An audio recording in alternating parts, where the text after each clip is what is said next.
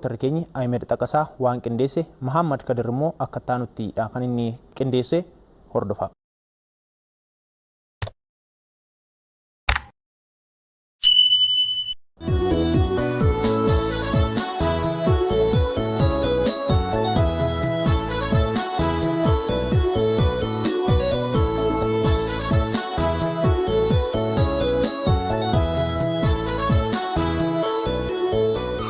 mootummaan naannoo Oromiyaa dambii to'annoo nageenya tiraafikaa wal fakkaata iftoominaa fi itti gaafatamummaa qabu diriirsuun nageenyummaan geejjibaa akka mirkanaa'uuf yeroo yeroon dambii fi qajeelfamoota baasa akkasumas fooyyessaa jira. Keessattuu yeroo ammaa kanatti rakkoo tajaajila geejjibaan jiru hir'isuun boba'aa deeggaraa jira. Sagantaa keenya kanaan godina Arsii Lixaatti hojiilee kenna tajaajila geejjibaa irratti hanqinoota jiranii fi hanqinoota jiran furuuf hojiilee hojjetaman isin biraan geenya nu hordofa. Qajeelchi poolisii fi ejensiin geejjibaa godina Arsii Lixaa aanaalee fi bulchiinsa magaalotaa qabu keessatti tajaajila geejjibaa si'ataa mijaa'ina qabuu fi hanna irraa bilisa ta'e gochuuf xiyyeeffannoon hojjechaa jira.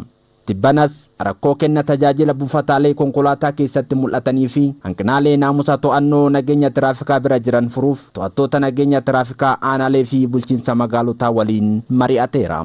Maricha hojiirra oolmaa kallattiiwwan hojii gara fuula dura bulchiinsa godina Arsii Lixaatiin kaa'aman ilaaluuf buufata konkolaataa magaalaa Kofalee fi Dodolaatti yeroo imallutti sadarkaa godinaatti raawwii gaariin kan jiru ta'us kuufama imaltoota hir'isuuf darbaa fe'u akkasumas taarifaan kafalchiisuun ammas kan hafu ta'uu taajjabneerra.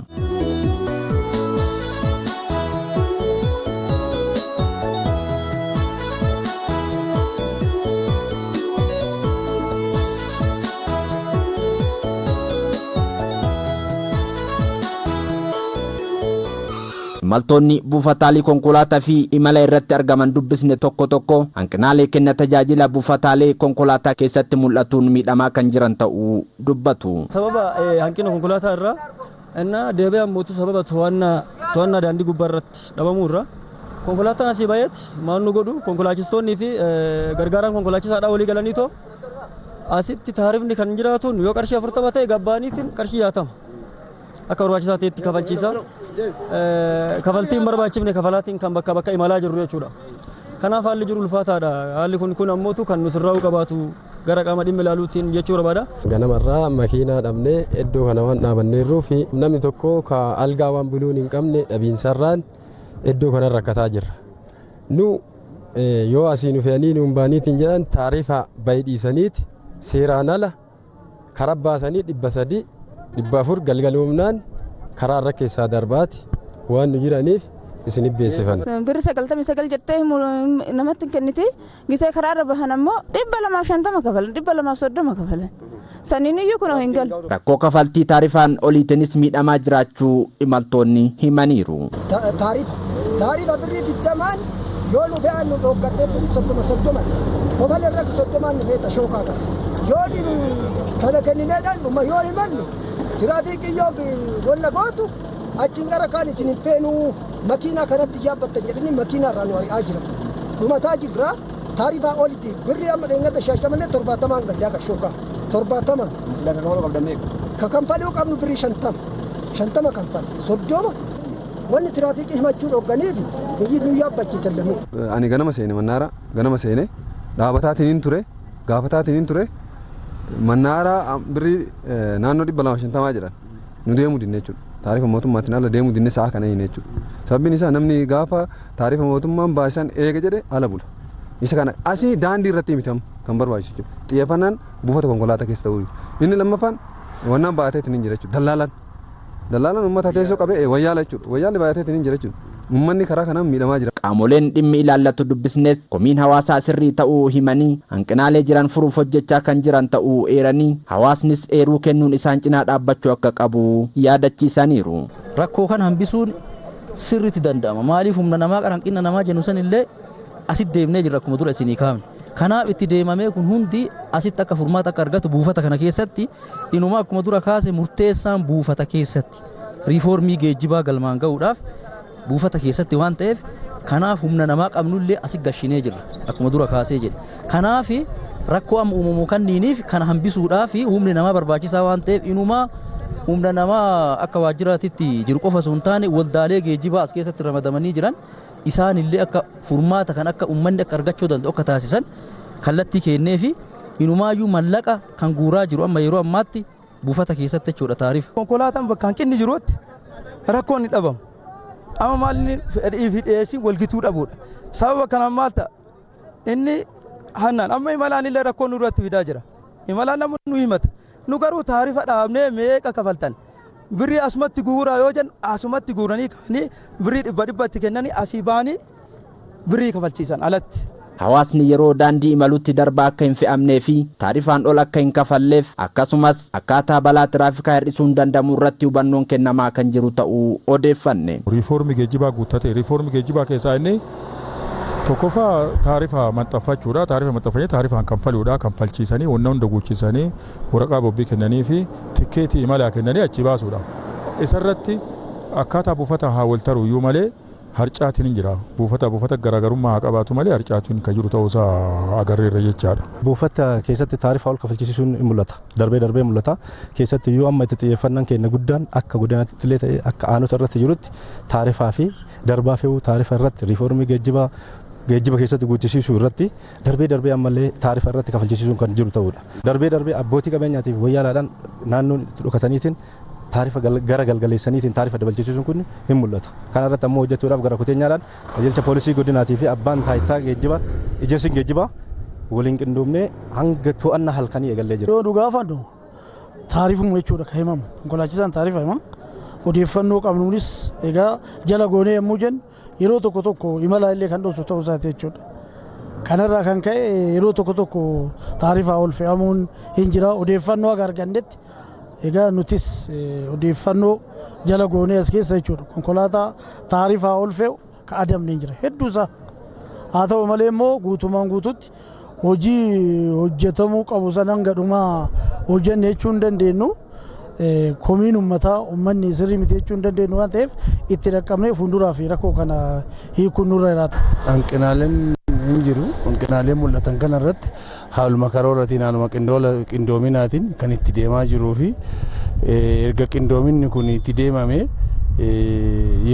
darbee komiiwwan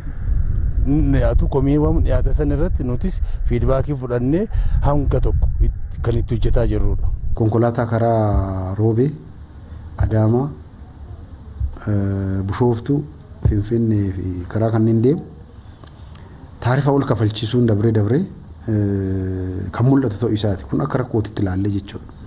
Isa kana bakka deebisuuf warra waldaalee waamnee wanni mari'achiifne jira.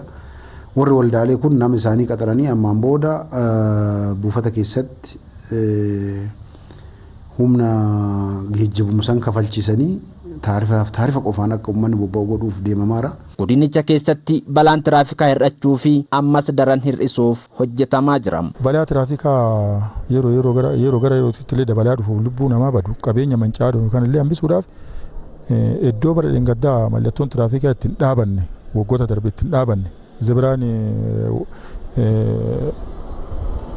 iddoon lafa deemaan daandii itti qaxxaamuruun hin jirre iddoo akkasii sanneen aanota magaala qabnu hundattuu adda bahee isarratti akka mallattoon dhaabatu akka zebiraan hojjetamee jedhu hojiin ammallee badhatu nu eeggata isas akka hojjetamu itti himameera.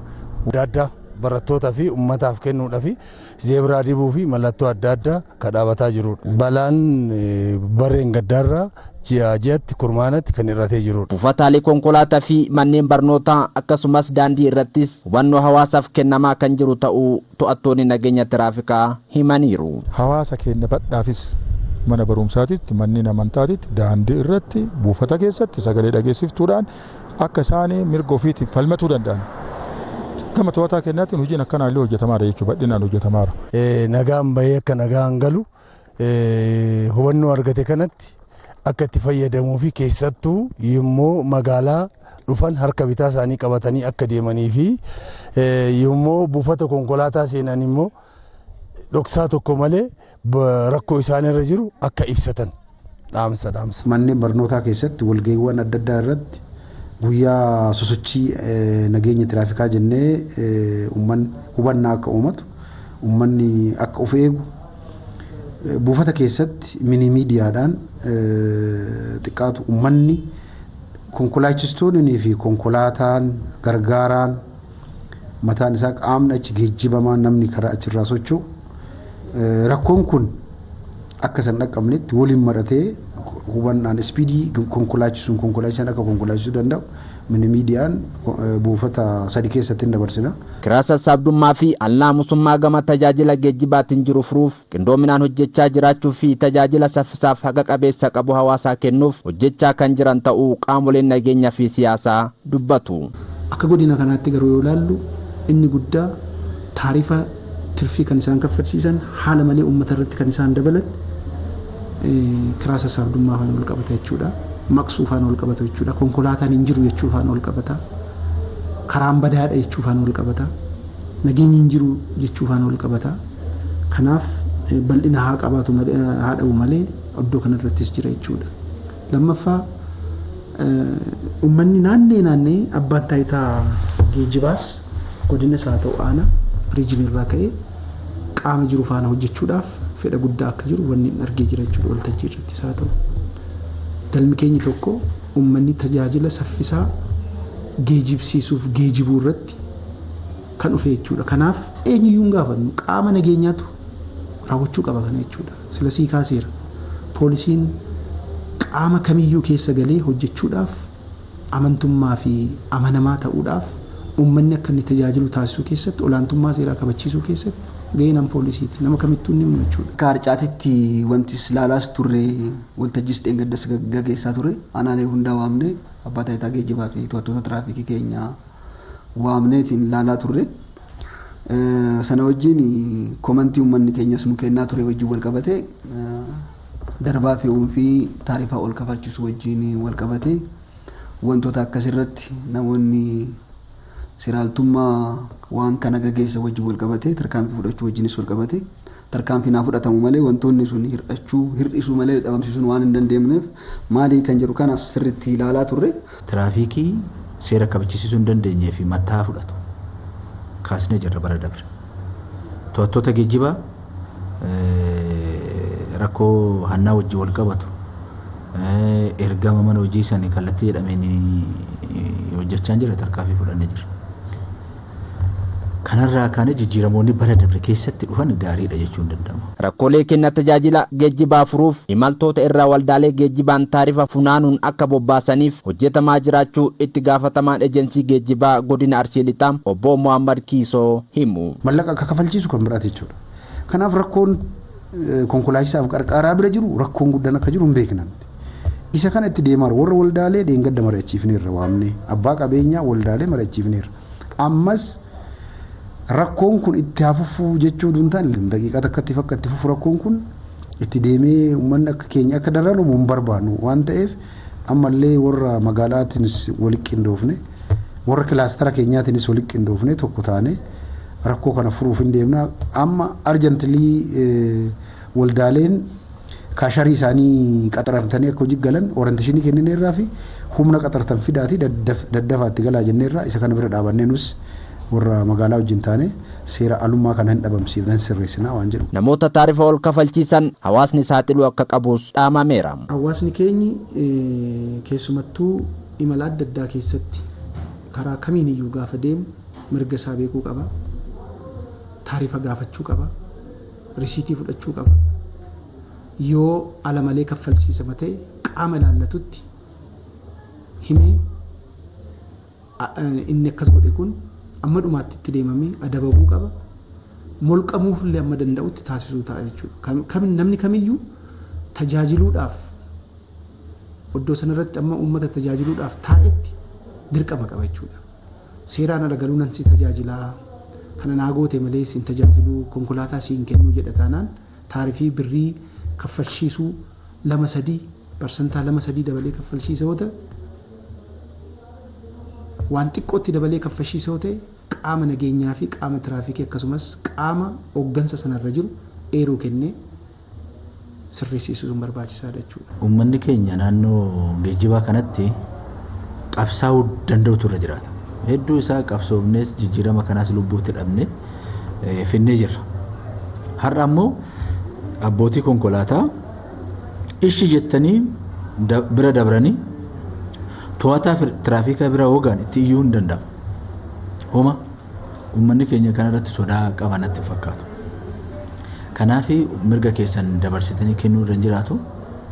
Caalmatti ammoo hojii mootummaan hojjetu waan isin hojjettanii miti. Mootummaan ammoo kophaa isaatti rakkoo kana hiikuu hin danda'u. Kana jecha tumsa barbaachisaa ta'e odeeffannoo barbaachisaa ta'e qabsaa'ummaa cimaa ta'e yoo uummanni kun gaggeesse rakkoon amma imaltoota geejjibaa kan wajjin jiru guutuutti furachuu danda'a. Kanaaf uummanni keenya sodaa tokko malee qabsaa'anii odeeffannoo nuu kennitanii imala irratti rakkoo isin qunnamu baasiin malee isin gaafatamu mirga isin qabdan sarbamtan odeeffannoo hooggansa keenya sadarkaadhaan jiru kennitanii qaamota nageenyaa keenya sadarkaadhaan jiru kennitanii rakkoon kun akka hiikkatuuf tumsa keessan akka baatan ergaa jedhu qaba. Kenna tajaajila geejjibaa godina Arsii lixaa fooyyessuuf qaamoleen dhimmi ilaallatu qindoominaan hojjechaa jiru. Haa ta'u malee buufataalee geejjiba magaalota Kofalee fi Dodolaatti hanqinaaleen jiraachuu sagantaa poolisii Oromiyaatiin taajjabneerra. Kanaafuu seeraan alummaa ittisuuf qaamoleen hundi bifa wal fakkaatuun qindaa'uun yoo hojjetan rakkoo jiru furuun salphaa ta'a.